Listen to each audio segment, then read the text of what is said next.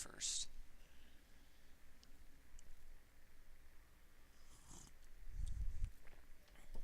Well, good morning.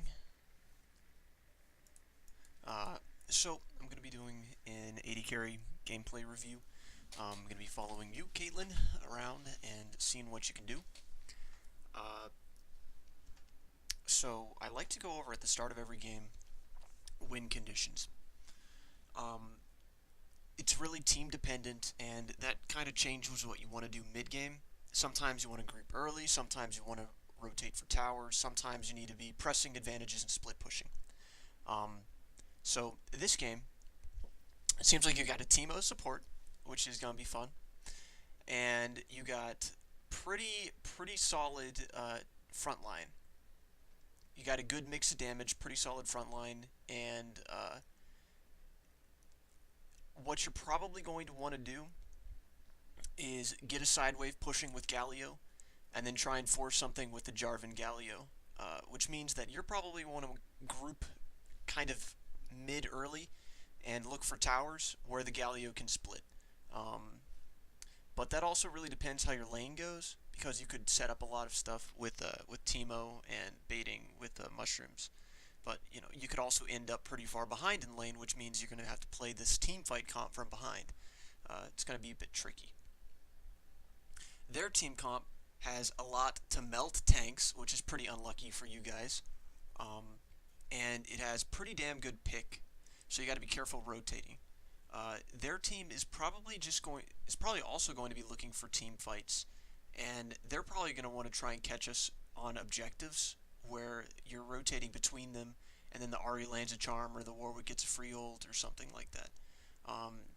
But this comp is pretty reliant on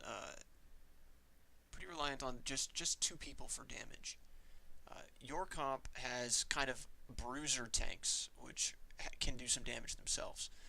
So for their team, their situation, they want to get their Kog'Maw really far ahead, which I would be kind of careful bottom, because if Kog'Maw gets ahead, that fucks half your team, and it's going to be hard to play your role from behind. Not AD carry, but your role in this team comp. You're not going to be able to outdamage the Kog'Maw, and you're going to be just hitting front line, he's hitting front line. So you really need to make sure you don't feed this lane.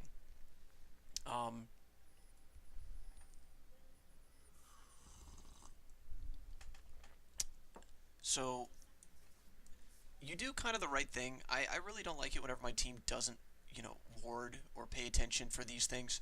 I see how you go down here and you get this ward off. That's a really good idea. Whenever your laners aren't helping you, this is exactly what you want to do. And let's see. That's why. Yep. If I was... Yeah. In this situation, since you already have vision control over here, I would either be standing further down this way to try and make sure I could see them coming this, from the bottom side, from bot lane, or standing up where the Kayn went. And that's just because there's no reason for you to stand here at this point in time. And if you're trying to give a little bit of vision, it would be up here or down here.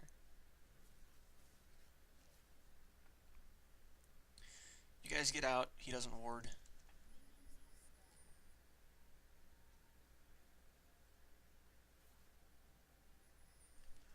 You're playing that pretty smart.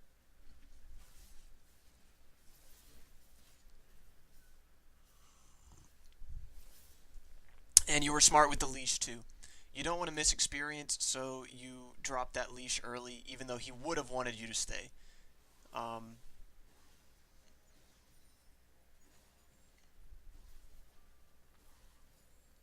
So far, it looks like your laning aggression is pretty reasonable.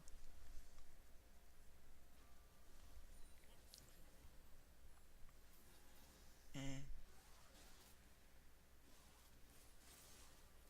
Okay, so this is a little bit mechanical, but it's also kind of a let's look at what could have happened here.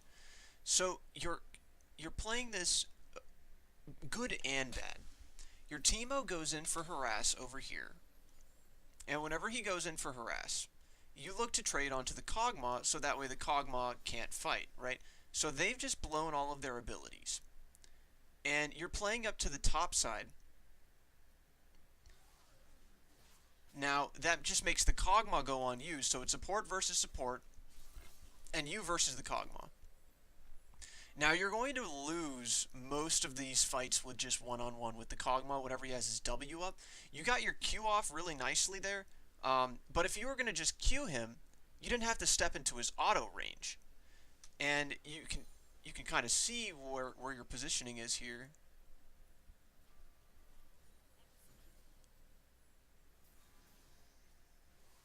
Auto attack, walk away, and then Q. But instead, you take 3 autos for your 2, right? And this lane that you're fighting can heal at level 2, and yours cannot.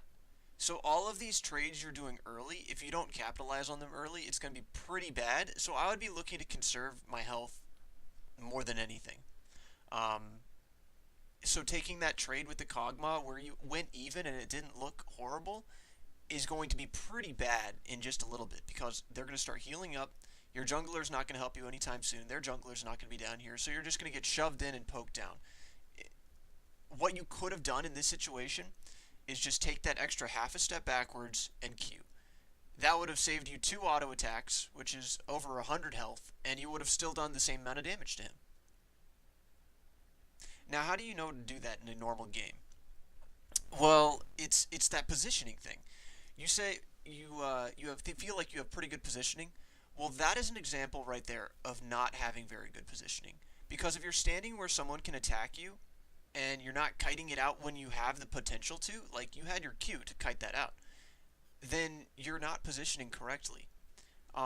You were positioning to where you wanted to trade onto the Kog'Maw whenever the Sona was down here and already had blown everything.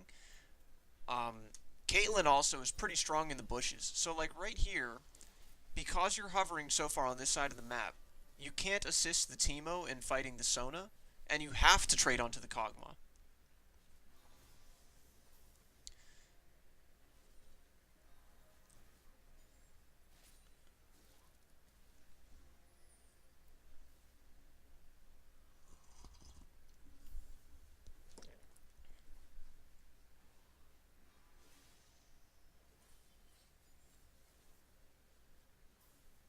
Hmm.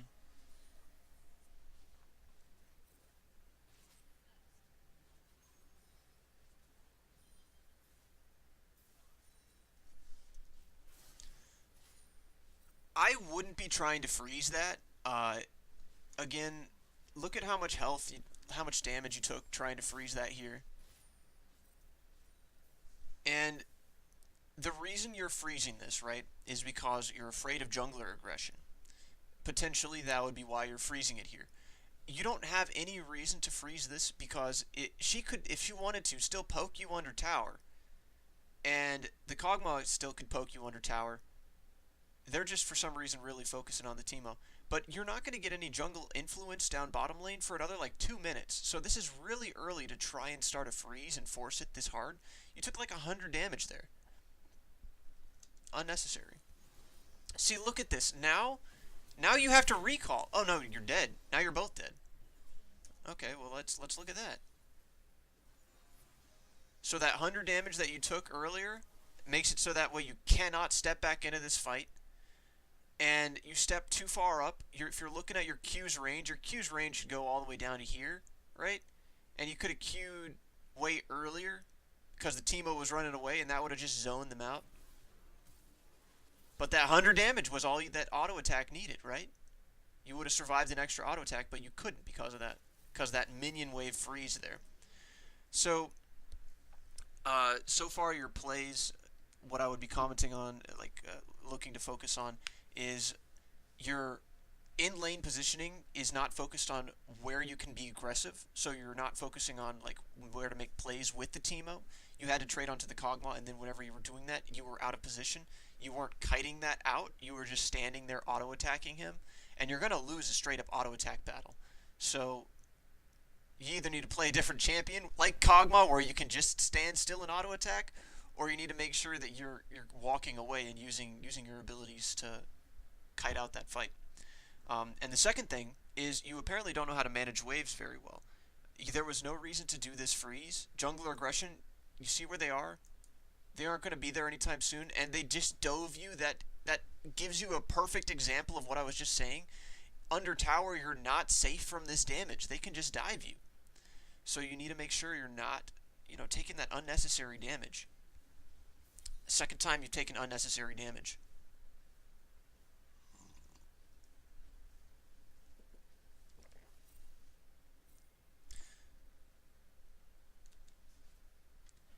Okay, let's see. Hmm. With the amount of gold you have here, I would have gotten a Doran shield. And that's because you're going to get poked a lot in this lane, and you already started losing it, and I already told you your one condition for winning this game, that you need to be worried about is making sure they don't have something to just melt the fuck out of your front lines. And that's meaning you guys don't die, and you already have died, so...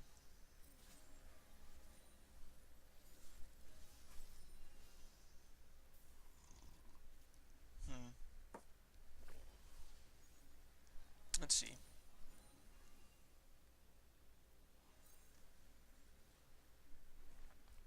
So, an interesting thing right here, so you're hard shoving this in, right? Um, I'm not sure if you could have stopped that. Yeah, there's no way you could have stopped that. Okay, you're fine. Because your Kane is on this side of the map, and that's going to be a good way to get you back into the game, of course, getting a gank. But I don't think you could have done anything to stop this from pushing, so bouncing it's the only thing you could have really done. Yeah.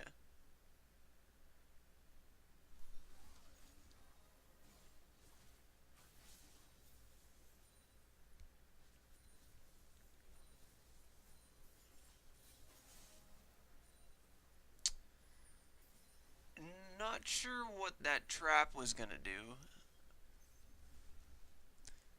And you just went to ward.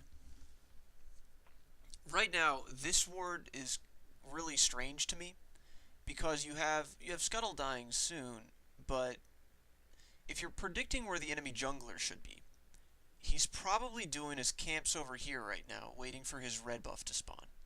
And if he's doing that, right, that means that he's going to be going through this tri-brush. Probably. So you ward up here when the tri-brush would have been a better warning for you, and unless you're afraid that they had a pink ward in there. Did they have a pink ward in there? They did. Okay. Oh, well, he's down here.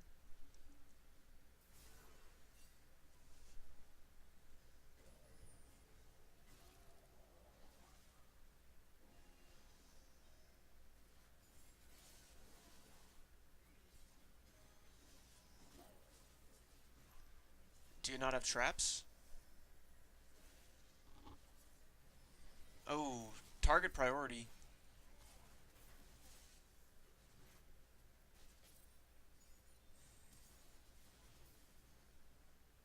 Interesting. Ooh. Okay. Okay, yeah, this entire fight, you have a lot of little mechanical things. Um, so let's start with the very beginning of this fight. The ward that I would have put down would have been pretty bad, and I probably would have still been playing up here too. So I don't think that this is any fault of yours. They had a pink ward in there. You knew they had a pink ward. I wasn't paying attention to inventories. Um, but right here where it starts, you do the right thing and you start leaving Teemo, and Teemo does kind of the right thing and barely survives, right? Off to the edge, and you come back and you Q. And do you see this Q right here? Learn how to do this, because this is the first Q this game you have done at a correct range. Because look, you still hit two targets, and there's nothing they can do to retaliate. So the second thing you can do, well, if you put a trap in this bush, it already makes it a lot easier for Teemo to walk away. And you put a trap down over here so you have it leveled, and I'm pretty sure you have at least one trap in your inventory. There's no reason you wouldn't. So put a trap down would help him escape, right? You start running really far away and not auto-attacking this whole time, right? This is two auto-attacks, right? And then you don't E, All you had to do was E to slow him. Do you see how close Teemo was to surviving here? Look, that slow would have been enough to get him out. But instead, you save your E this whole time, thinking that you're going to be engaged on. You're then targeting the Sona instead of the Warwick, even though the Warwick's the one tanking tower. And then you finish this fight by netting late. Like, if you're going to net to chase, why are you waiting so long? Like, net now. Because now they've already flashed away. The odds of you chasing this down at this point is really slim. And then you finish this fight by just taking auto attacks again. You're not kiting out at all. You're just standing still. You see him ready to fight, and you're like, sure, I'll take this. But do you realize, like, how much damage he's doing to you? And I'm not sure if that's you don't really understand the champion you're playing against or the champion you're playing as, or maybe you just feel like your items were different at this point in the game. But Kog'Maw's always going to win just a straight up auto attack fight. You got to do something else. You can't just do an auto attack. So this whole fight, if I was to summarize this, I would say you're not trying to peel, and that was the whole start of it, right? And then the follow-up was your target priority and your kiting need a lot of thought. Because you weren't attacking the Warwick, you weren't trying to get the Sona earlier, and you just face tanked the Kog'Maw without kiting the Kog'Maw back. And if he's gonna stand still, again, you're playing Caitlyn, so you could just put a trap down underneath him, walk that half step back, and you get that range boost, right? So you can outrange him still if you're gonna do that. So lot of little mechanical things.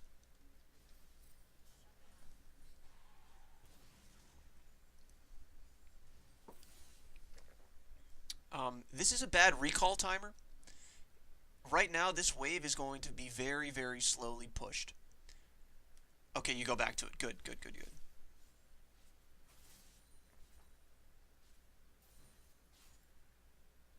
Excellent.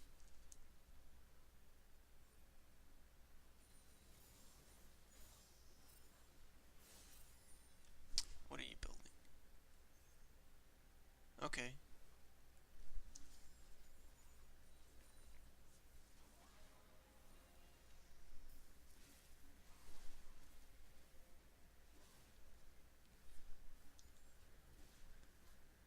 Oof. Oof.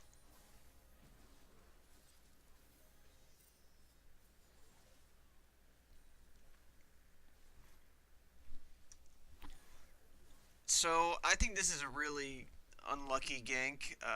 That's a nice way of putting it. But the start of this fight, it looks like you want it, and then you take some damage, and then you don't want it, right? So,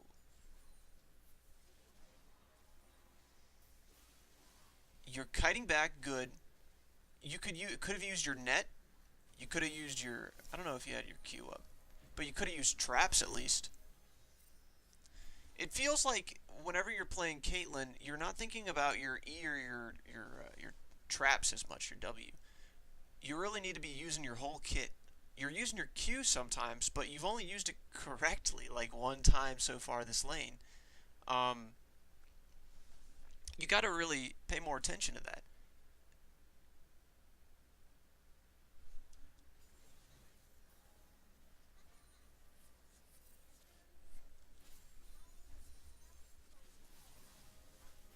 And like again, put a trap down. It prevents them from chasing. And if they did chase, that auto attack, you could respond to it without taking any damage with your trap. So you really need to be looking at all your abilities. At this point, you even out-level them, so in theory, you should have a big advantage right now. But you're playing so far back, and it's not bad to be playing back, but you have a kit that's designed to be playing, to kite out with traps and with your net and stuff, and you're not using it.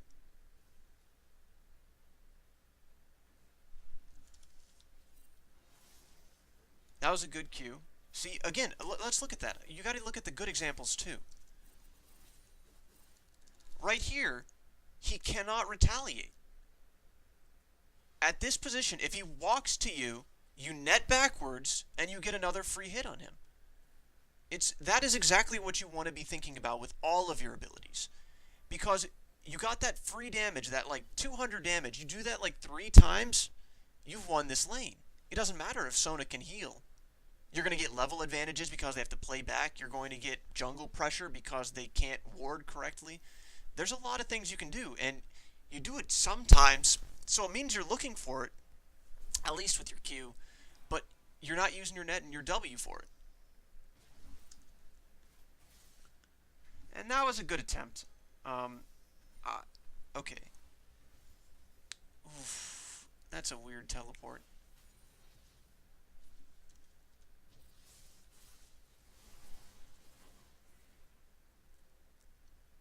So, the first time, I was going to give you credit with saying that it was kind of an unlucky gank. But it seems like you're not responding to your team's aggression very well. So right here, the amount of chasing you're putting in is not good. At this point, I would be even netting to get further. Because all you need to do is get a couple auto attacks and ult. Let's see. Are you able to? Ooh.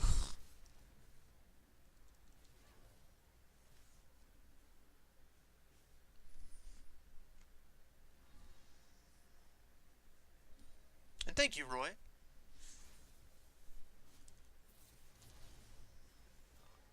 A lot of teleports coming in. You get in a fun lane. Oh my.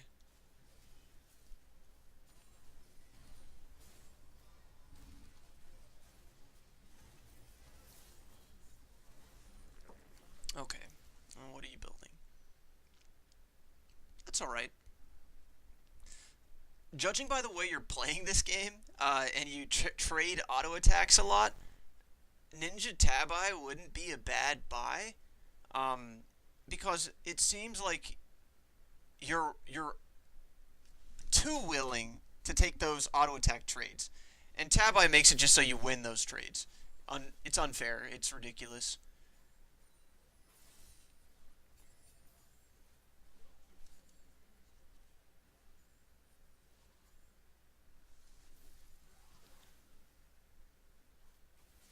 Hmm.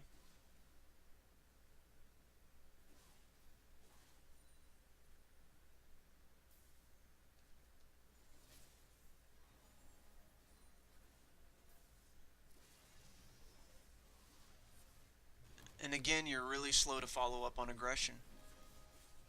Oh my.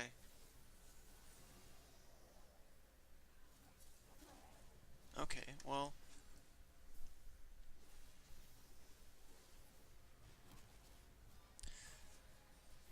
I'm I'm not sure why you're not following up on aggression. It's You really need to be reacting more to what your team does. The flank from behind, you really couldn't have done anything about that. Your mid laner was roaming down here, so we didn't really have any mid lane control, and having their jungler down here is just an unlucky addition to that.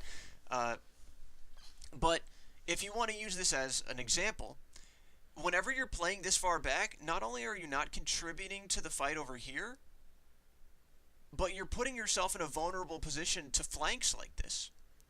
So if you think you're playing safe by kiting back, this is what playing safe sometimes gets you.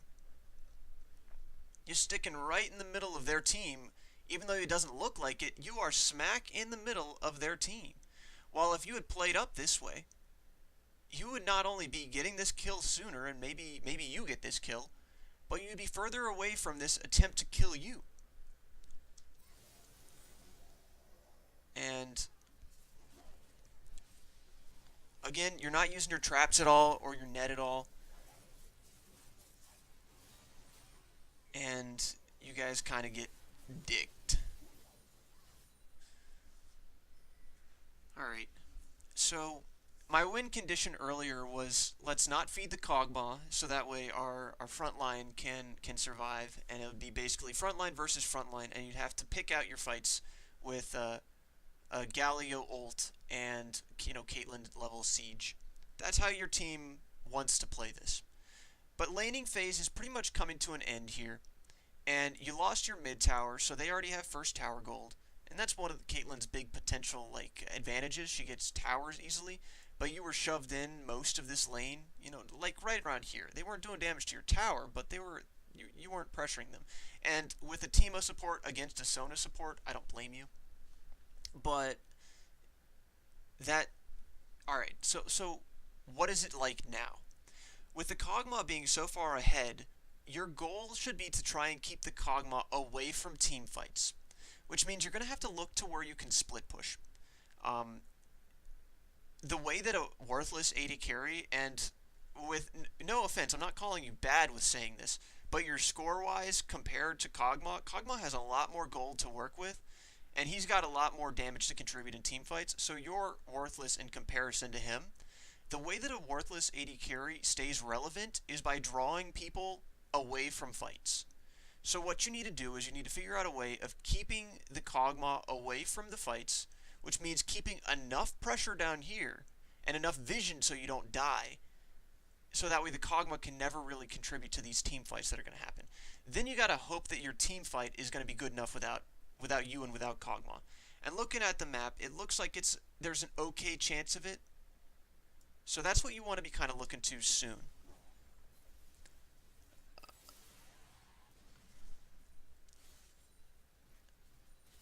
And you're shoving this in, which is good. Shoving it in, shoving it in.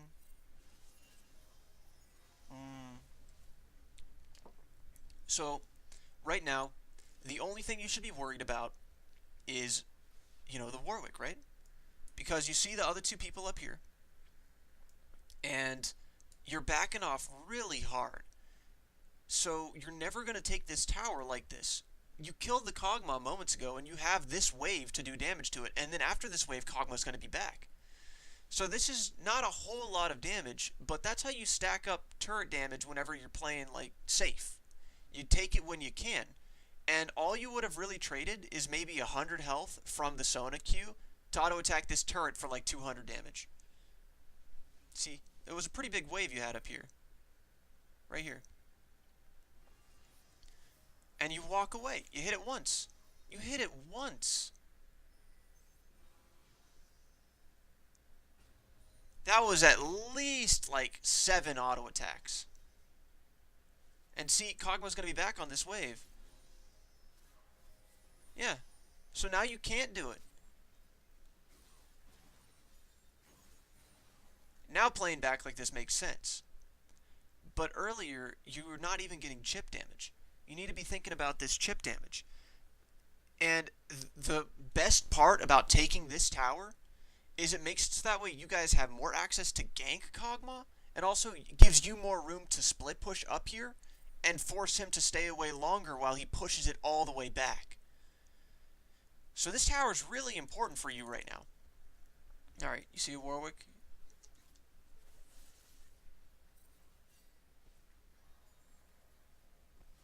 Hey, you use your net.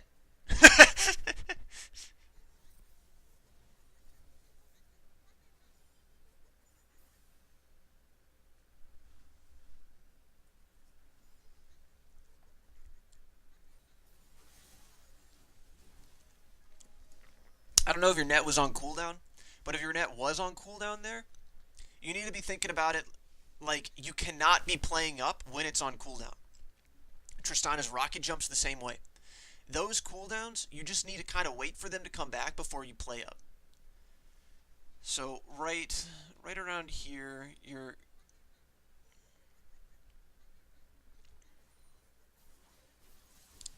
if you netted right away, you would have saved yourself that auto attack damage. And you got to also hit him with the net so you can kite that out, right?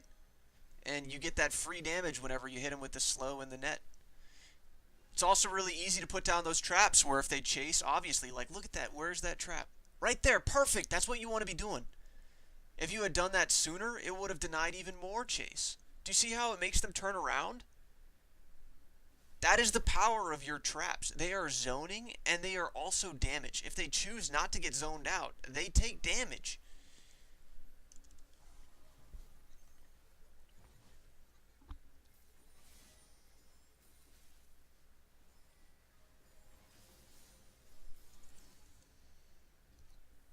Hmm.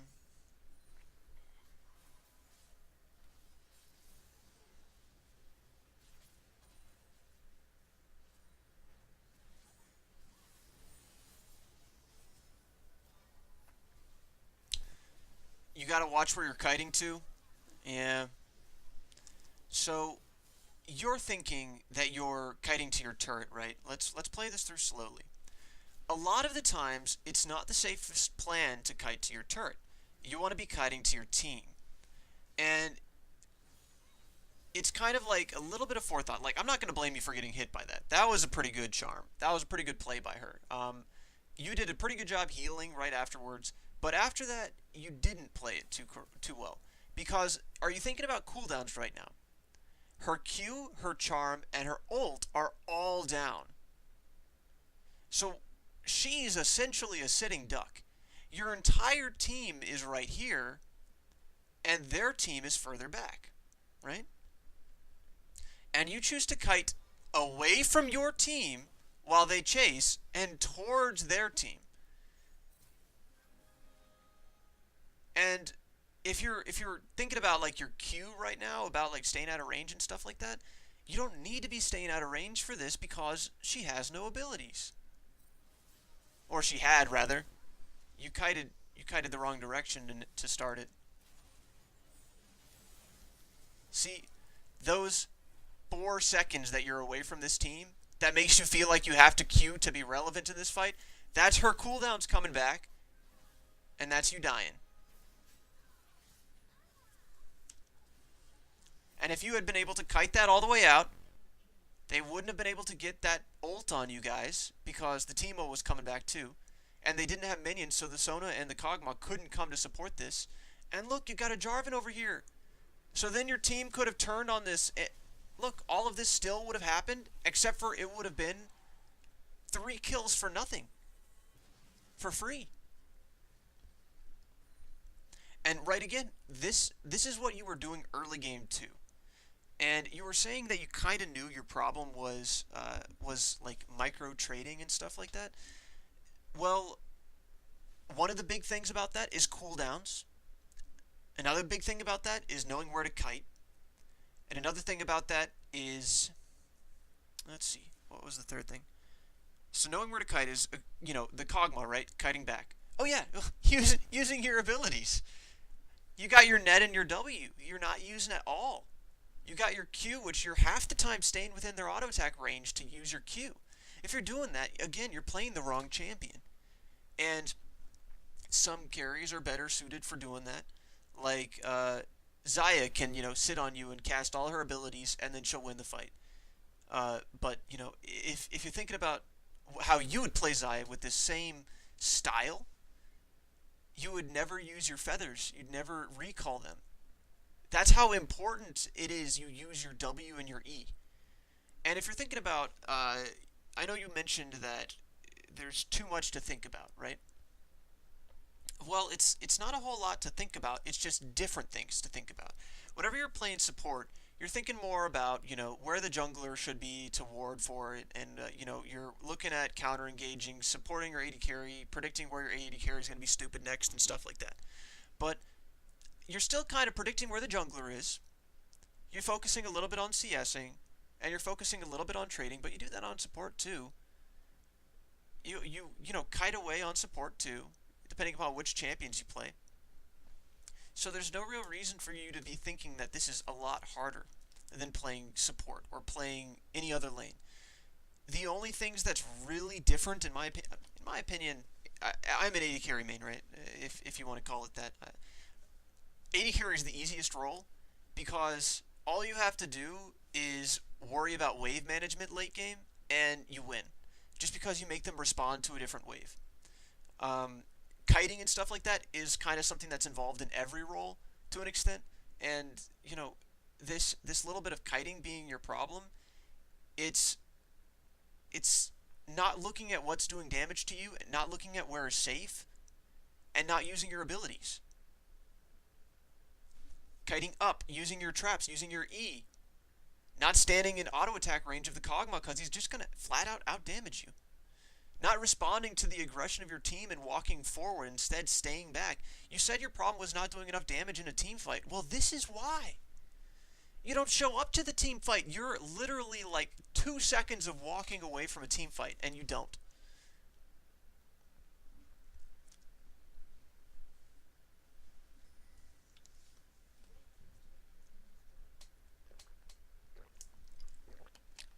And your lane's getting a lot of really good attention. But if you want to look at like what this is costing your team to try and prevent, remember how I said our win condition was the Kog'Maw not getting ahead? Well, they've been shutting down the Kog'Maw, but we lost mid turret from that roam. We lost top turret from that roam. I think that your jungler is actually doing pretty well, even though he kind of entered your lane early. But we're losing in other lanes. Look at that, down 20 CS. Actually, Galio's up in CS, but down in kills. Okay, I didn't realize that. You're losing in other lanes because they're trying to respond to the win condition, to your lane. So you need to be making the most of it. Preventing these simple, easy to avoid deaths.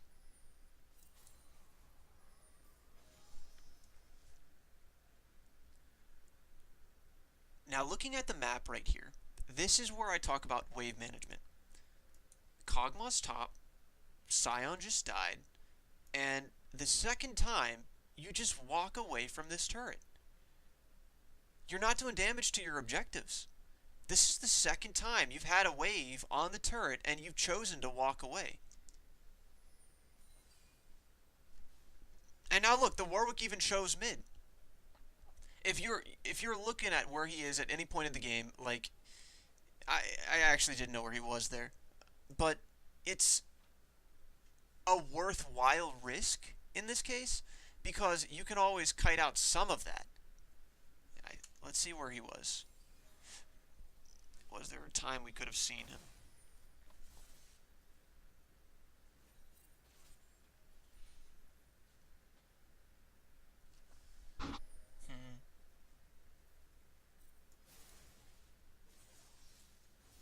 Yeah, I guess there wasn't a time we would have seen him. So you're going to ward. Okay. Um. Hmm. I'm not sure if I would have warded here. I'm not saying it's a bad idea, but let's just look at this again. Let's see if there is a time you could have slapped down that ward. That's just awkward. You don't use your traps? Yeah, if you'd used your traps there, that would have been, potentially another kill.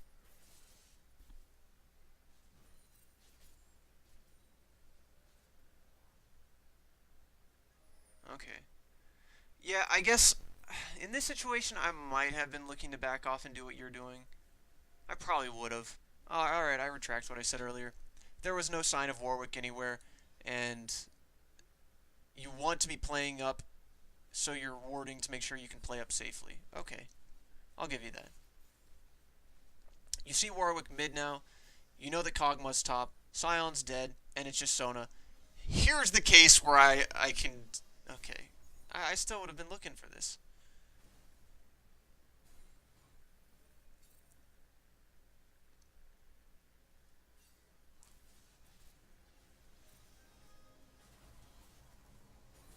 Okay. So, you really do have trouble with knowing where to be. You walk around for some reason, and it looks like you want to go mid, but then you're like, oh, they're pushing bottom, and then you respond to bottom. Uh,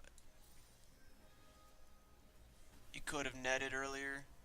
Whenever someone's walking at you like that. Is it a full damage Scion? Yeah.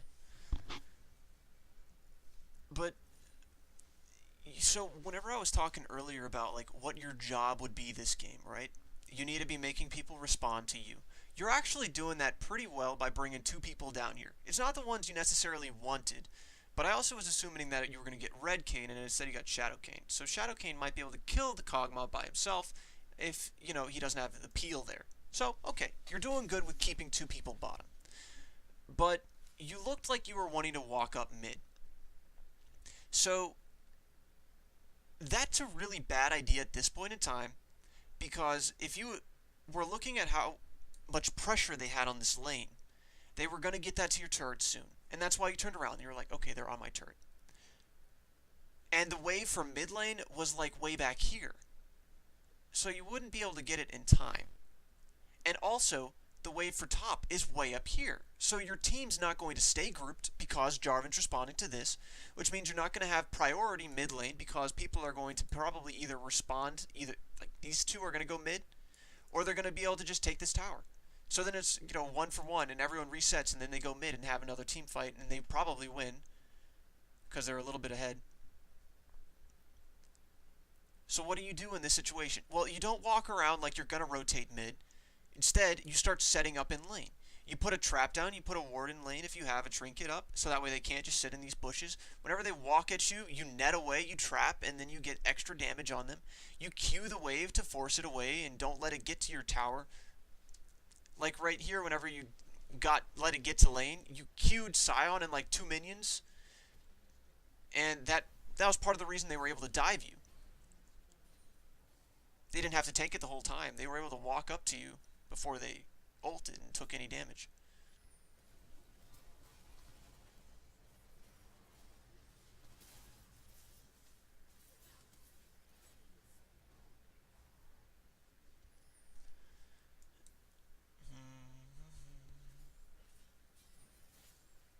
Weird trap, unnecessary.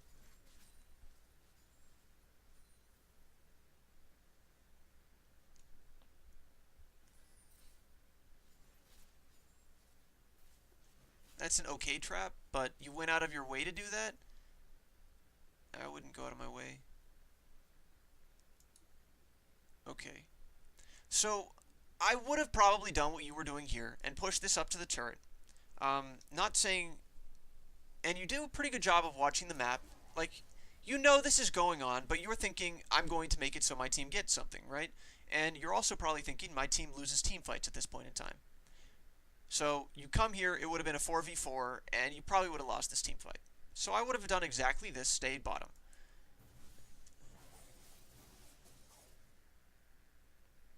You start walking away.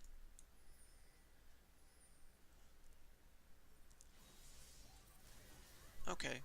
Yeah, good. That's exactly what I would have done. I would not have walked this far up yet. They had 3 people that were just bottom, and you only saw one of them, which leaves everyone else around here. And if everyone else is around here, and it's a Warwick too, so Warwick can just run around whenever you're alone, get behind you, and ult you. You see that? Okay, you're backing up. Good.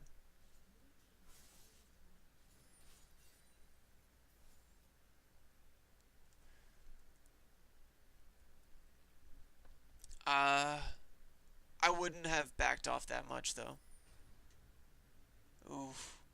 Again, you're not knowing where to be on the map right here. I would have taken another wave bottom. Once you saw the Kog'Maw middle, you know that it would have only been the Warwick, and you probably can kite out the Warwick because he didn't have ult. The Warwick's not super duper strong. He has no resists. You have traps, you have net. You probably could have kited him out. So he probably wouldn't have wanted to come alone, and Kog'Maw was middle. If you had pushed out that extra wave instead of running around like this, you've gotten more chip damage on the tower from the minions.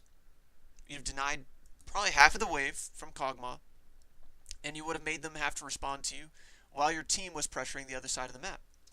And if Warwick decided to stay down here and pressure you, it let your team have more control of the other side of the map, right? Now instead, you're sitting under your turret. I think that freezing lanes as AD carry whenever you've lost your tower is a terrible, terrible idea. In almost every situation, I'm going to say like 8 out of 10, you do not want to freeze. Because that gives the enemy team the ability to rotate around and do whatever they want, take objectives. Whenever you freeze, you're making it so no one has to worry about you. Freezing does not get you back in the game. It puts the rest of your team behind. So right here, freezing, waiting like this, awful. Keep pushing, push really hard right here. Two people are middle, Warwick is just top. Push really hard, get that tower, get your team's second tower. You're now responding to this team fight.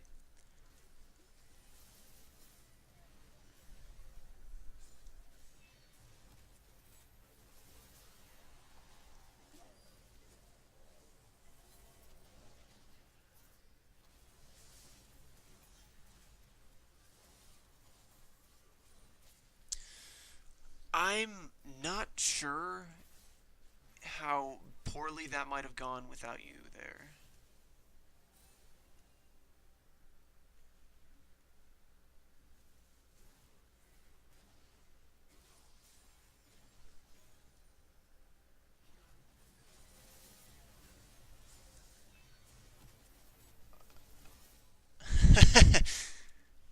I think it would have gone just fine without you there. Let's watch what you do this fight. Your Q gets totally eaten up by the shield. You start walking away towards the Warwick. You walk back. You cast your ult. And he would have died anyways.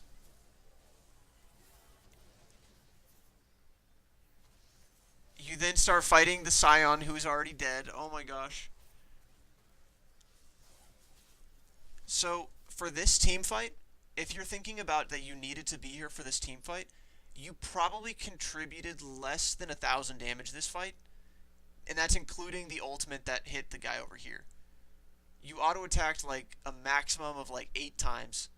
And you should have died to the Warwick just with the way you were kiting back. You then were auto-attacking the Scion who was already dead. You Q'd, and, like, in the middle of a minion wave, Caitlyn's Q takes, or does less damage whenever it goes through minions.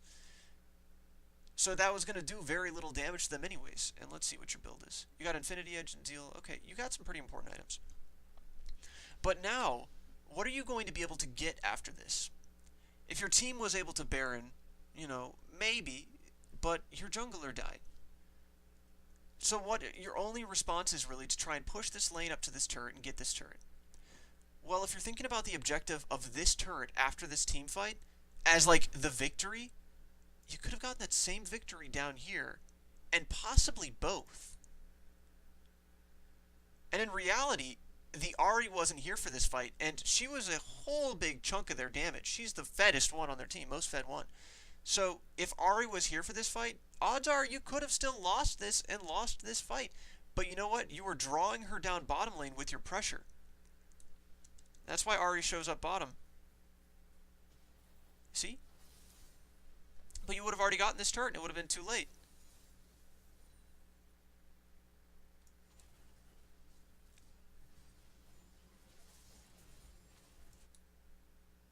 And you don't even help your team go and push that tower. Okay. And you go bot lane. And you ping it so your jungler doesn't take it. Okay. Well, if you're going to ping the wave and tell your jungler not to take it, you better know how to manage your waves. Whenever you stop your split push right ahead of the objective, you're never going to get an objective. Whenever you are rotating to these fights and like not responding to fights, you really got to work on that. Your micro and your macro need a little bit of work. So for here, Kog'Maw and Sona, no idea where Warwick is, no idea where Scion is, no idea where Ahri is. Ahri was bottom earlier. I would assume, since you have a lot of vision over here, they got people bottom. Okay? And this is something you can take a pretty good assumption of, right? I would just sit in these bushes and wait until I saw more people. Ahri's there, Warwick's there, now I would push up. Okay, so...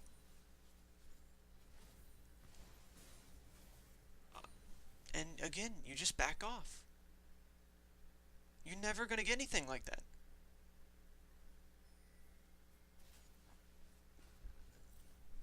Alright, now you know Scion's ulting to the other side of the map, so you're going to try and take this turret, right? Okay. And you're going to keep pushing after this? Good.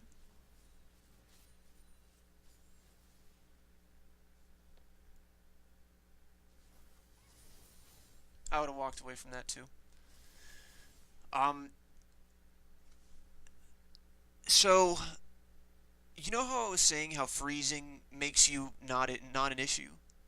Well, the Scion being able to ult to the other side of the map was an example of you just freezing and being non-issue. And you did get an objective out of it because your team played it pretty well on the other side of the map. But you can't count on your team to be doing stuff like that, because that's like putting the win in someone else's hands. And if you're looking to play a role effectively, if you're looking to climb, then you need to make sure that you're the one who is contributing to your victory, not your team. Not setting, like, you need to make sure that they have every resource to work with, but you also need to be doing as much as you can with what you're given. And you're backing off from waves way too early.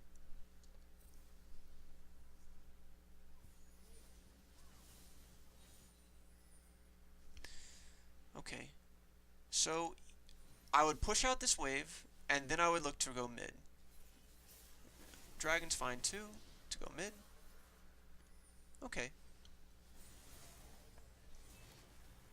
Mm. So, whenever you're grouping mid, you want to make sure you're with your team, and you want to make sure there's no enemies nearby.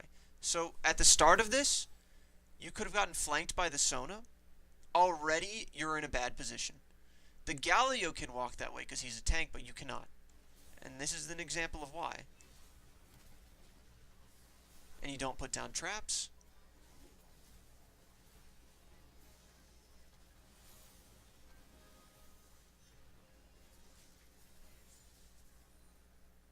Ooh.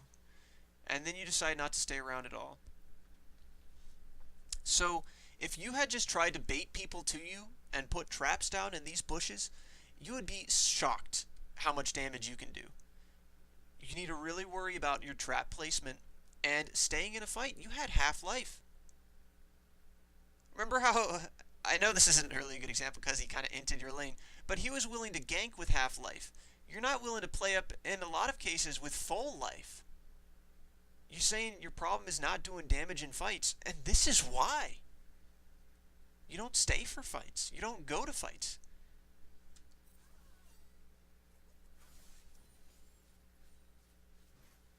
Push mid, push mid, push mid. Scion's top, two people are bottom. Do you know what that means? That means almost their entire team is not here. Push mid. And you go to, oof. If you're going to respond to something, then, you know, at least go up for the Scion, right?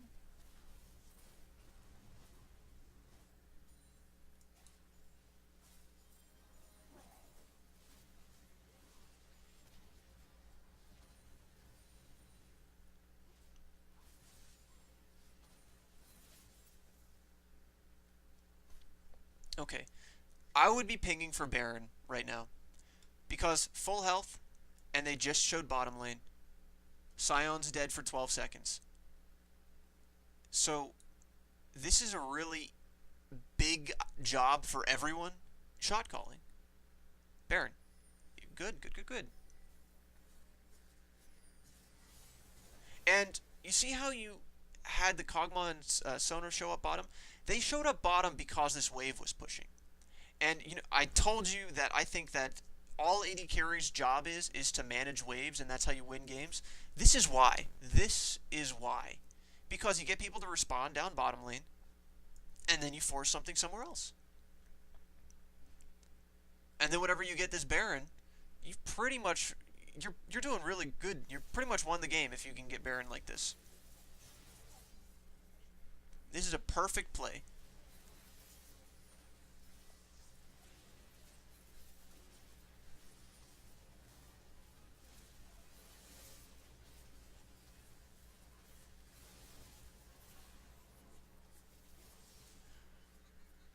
I probably would have had two people go back and respond to this, and that's what they do a little.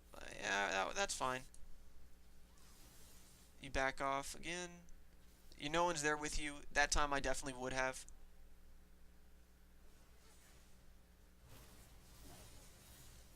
You kite way too far back.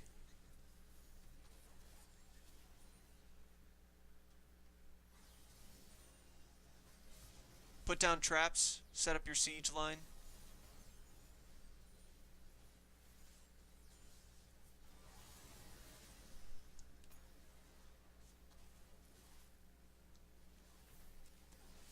Oof. You had a ward on that too. Yeah. Positioning as a whole is a big issue for you. You you're not watching like that's an incredibly slow and obvious skill shot, and you stood right in it. You walked right into it even after your Q. It's not that he caught you mid animation.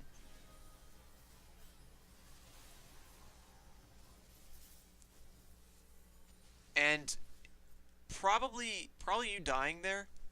If you look at your items, you have some pretty damn important items. You dying there lost the fight because you didn't do anything this fight. You want to look what you contributed to this fight? That. That's all you contributed. And that was healed back right away. You gotta really be careful with your positioning. Because that was what you needed to win this game. You had your Baron push, but you just walked into a skill shot.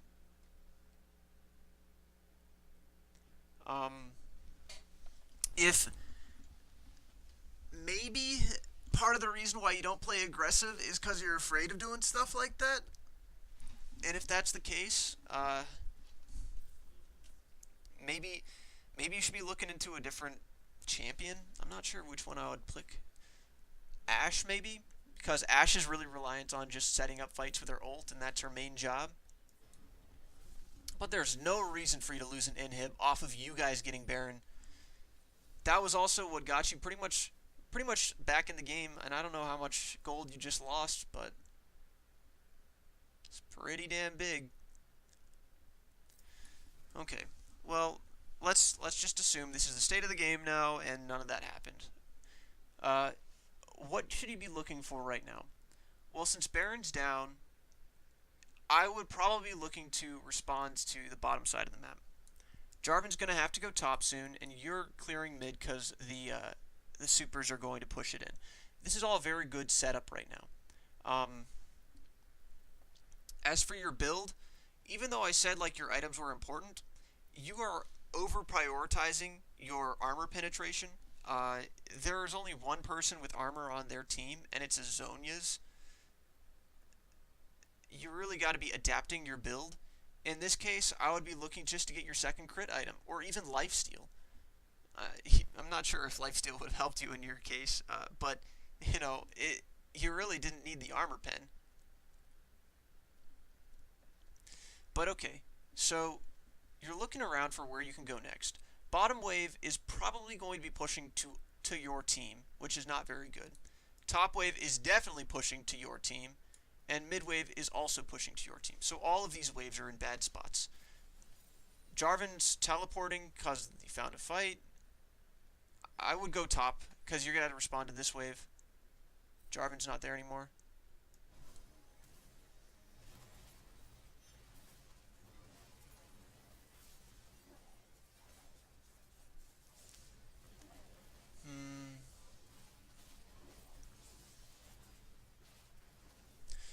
Okay. So, let's see.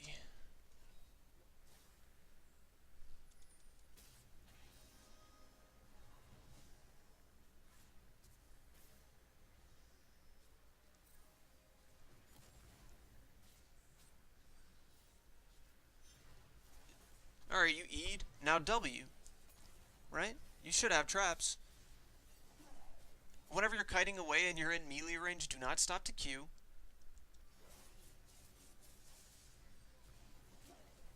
Put down a trap when you're walking back up, so he cannot walk at you.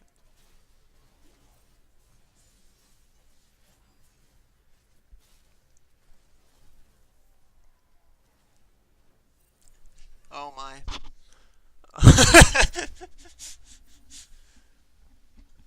Alright, so because we didn't respond to this earlier, it almost took the tower. I'm not sure how needed you were here, but I'm pretty sure you did prevent them from taking dragon right away, and you dying at the end of it ended up giving them dragon. Now, in my opinion, dragons are not super valuable, so I don't really think that that was the end of the world.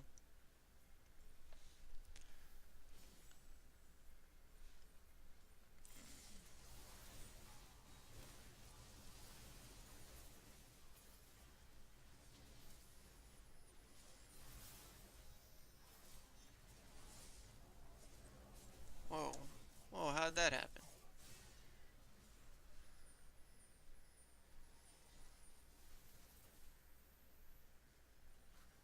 So there were a lot of pings that this was about to happen.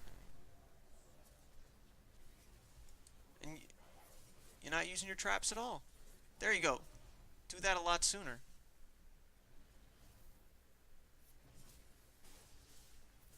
And I believe that was the game-winning fight, right?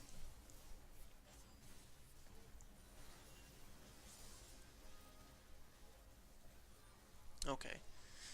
Well, at this point, the game's pretty much over. They got two of your inhibs. Everyone on your team is dead, and I'm looking at the thing at the bottom, and it seems like the game's pretty much over. So to highlight again what I think you need to work on, your positioning is huge. You need to get it like knowing where to kite to, knowing when to take auto attack trades, knowing where to stand in fights, knowing when to show up for fights.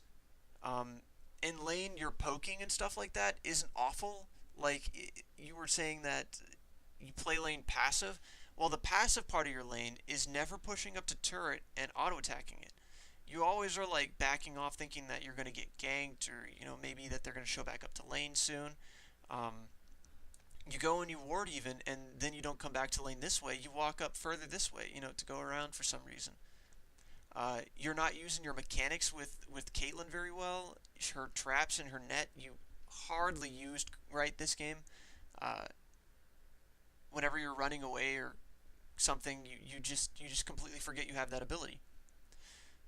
Over here, whenever you took this fight and you got engaged on, you could have easily started turning back to a fight. So you're not staying in fights, and you're showing up to fights where you're not needed. The one that you had top lane, right? You showed up to this fight, and you could have potentially taken this turret, which you were, pressuring.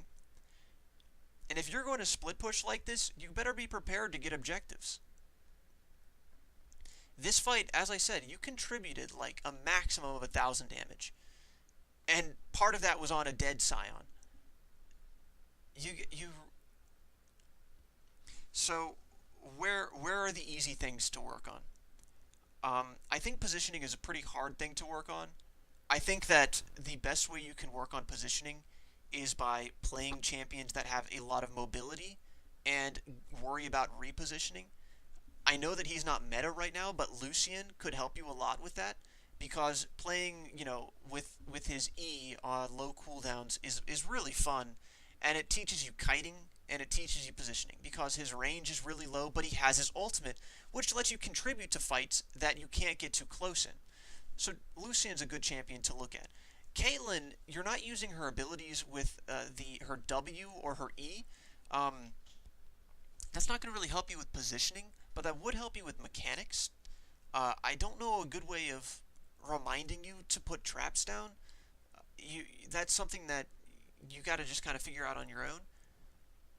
For rotations, well, let's see. Did you ever trade a blue trinket? No. If you get blue trinket earlier, you could then continue to push a wave while giving you the protective vision you wanted, right? Uh, Staying in fights longer. So cooldowns is something that you need to be paying attention to. Whenever they used everything to chase you over here, the only thing you really had to watch out for was a Warwick ultimate, I think. And if you were been playing it behind your team over in these brush, I don't think you would have been able to ult you. Uh, so paying attention to cooldowns. You should try working on your kiting by playing someone who is really mobile. That would also help you show up to fights a bit better. On the contrary, I know I mentioned Ashe earlier. She is just to change your role. Sivir is something that also kind of changes your role in a team, uh, because the role you're playing, you were only split pushing up to a certain point, and then it looked like you wanted to group. Well, if you're wanting to group like this, a lot of the times people are going to be responding to something over here, so they're not going to want to be fighting you. So you're going to want to create a way of fighting. Ashe is a way of creating a way of fighting. Um, so you can either try playing someone mobile like Lucian, or you can try playing someone who's not but has team fight pressure like Ashe. You could also look at something like Xayah if you just want to like auto attack trade. I don't know. For the vision thing, you just get a blue trinket. You got to be looking to when you can play aggressive. If you're in a lane like this and you're pushing, your focus should be make people respond to you, but then still chip. You're not chipping at this at all. Like twice, it was just Sona in this lane and you walked away. Uh, so that's just simple attacking the turret. For staying in fights longer, the way that I would work on that, I'm not sure a good way of working on that. You already used your escapes, and my general guidelines is if your escape is on cooldown, you have to play safe. But their gap closers are also on cooldown, which means that they have to walk at you. And if you kite it out right, it should be fine, especially with your traps. Your mid lane fight over here, whenever you just walked into his cleaver and you had vision on it, I'm not sure what really would help that, because you can do that on any champion, and all I can say is you got to be paying more attention to these abilities. If there's a lot going on in a fight and you can't pay attention to it, then pay attention to the most important things. And the most important things are things that are going to kill you, which is generally crowd control. So on this team, what you are paying attention to: Warwick ultimate, Ari charm, Sona ultimate, and Sion E. Or I don't know what actually that is. Sion Q? I don't know what his cleaver is. I don't play Sion.